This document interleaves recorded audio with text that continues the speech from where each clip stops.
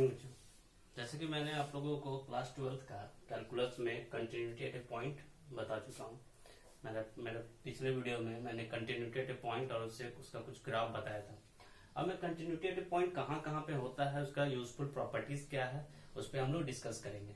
तो हम लोग जानते हैं कि कोई भी function continuous at a point कब होगा, जब मैं डिफिनेशन नहीं लिख रहा हूँ पिछले वीडियो में, x tends to a f(x) equal to f of a,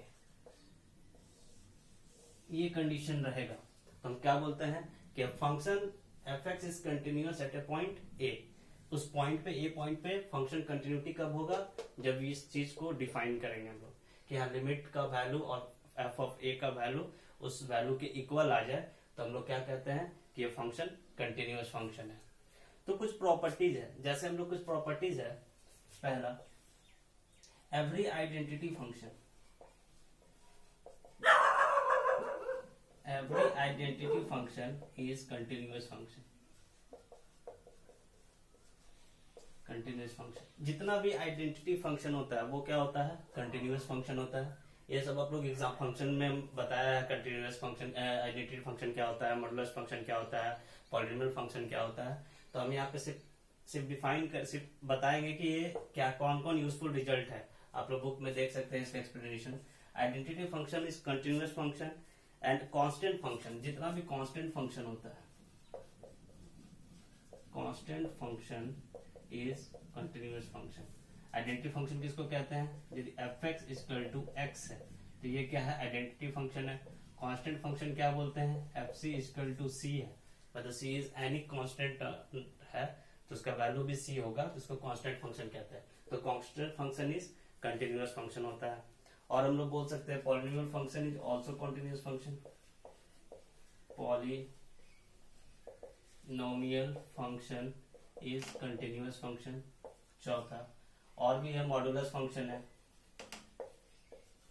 modulus function is continuous function. तो मॉडुलस फंक्शन भी क्या है, कंटिन्यूअस फंक्शन है। इस तरह का और जितना भी ट्रिग्नोमेट्रिक फंक्शन है, all trigonometric function, all trigonometric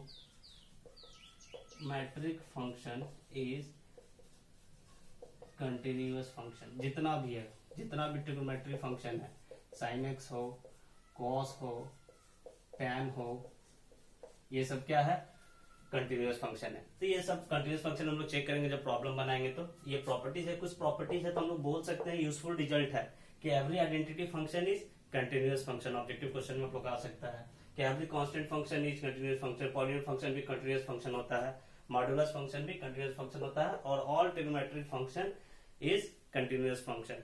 ठीक है, उसके देयर डोमेन के साथ, इसका डोमेन के साथ। ठीक है, अब हम लोग कुछ टर्म्स है, जैसे दो फंक्शन का सम, जैसे मान लो कि मेरे पास कोई f फंक्शन है और दूसरा g फंक्शन है।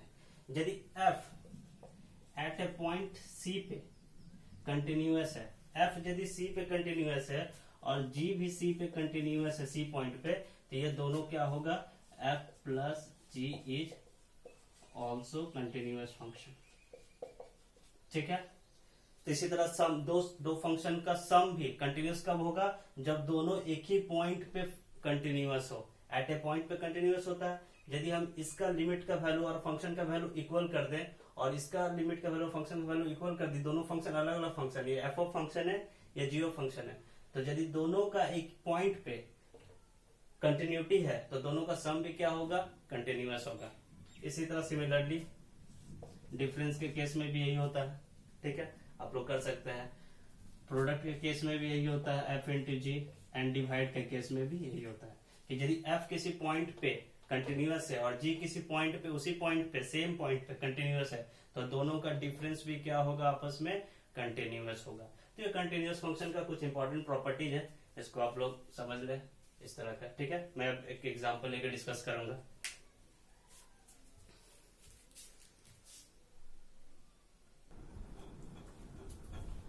अब मैं एक आप लोगों को एग्जांपल बताने जा रहा हूँ कंटिन्यूटी से कैसे फाइंड करते किसी वैल्यू को, या कंटिन्यूअस कैसे दिखाते हैं। तो हम लोग पहले डिस्कस कर चुके हैं कंटिन्यूटी एट ए पॉइंट पे कि F of limit of the function this point and the F of function this point is equal to then the function is continuity. यदि कंटिन्यूटी होने के लिए क्या होना चाहिए, लिमिट का वैल्यू उस फंक्शन पे, उस पॉइंट पे, और उस फंक्शन का वैल्यू उस पॉइंट पे आपस में इक्वल हो जाए तो वो फंक्शन क्या होगा, कंटिन्यूअस फंक्शन होगा।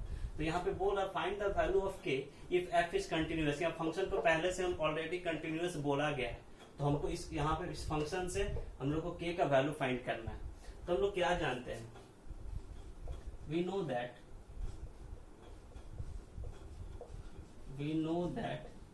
f is continuous। तो क्या जानते हैं, लिमिट x टेंस टू, क्या पॉइंट है, किस पॉइंट पे देख रहे हैं यहाँ पे, 2 के लिए, सॉरी 2 के लिए, क्या है 2 के लिए, हाँ 2 के लिए, ठीक है, एट x बराबर 2। हमको 2 के लिए यहाँ पे कंटिन्यूटी दिया हुआ है कि x बराबर 2 के लिए फंक्शन क्या है, कंटिन्यूअस फंक्शन है। तो हम लोग जानते हैं we know that f is continuous, then limit x tends to left hand limit of fx equal to limit x tends to a plus fx equal to fa।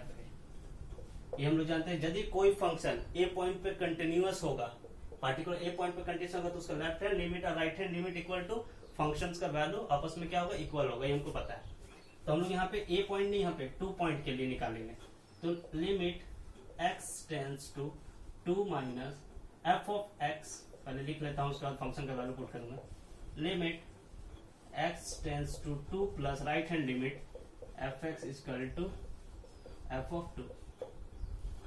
अब यहाँ पे हम लोग देख रहे हैं कि लेफ्ट हैंड लिमिट मतलब x लेस देन 2 के लिए हम लोग कौन सा फंक्शन चुनेंगे, ये चुनेंगे लेफ्ट हैंड लिमिट के लिए, मतलब x लेस है, तो यहाँ पे क्या लिखेंगे, limit x tends to 2 minus function का वैल्यू क्या होगा, kx square, fx x is greater than 2 के लिए, right, greater than 2 right hand limit के लिए फंक्शन का वैल्यू क्या है, 3 है। तो यहाँ पे हम लोग लिख देंगे limit x tends to 2 plus 3, और f2 इक्वल टू के लिए क्या है फंक्शन का वैल्यू,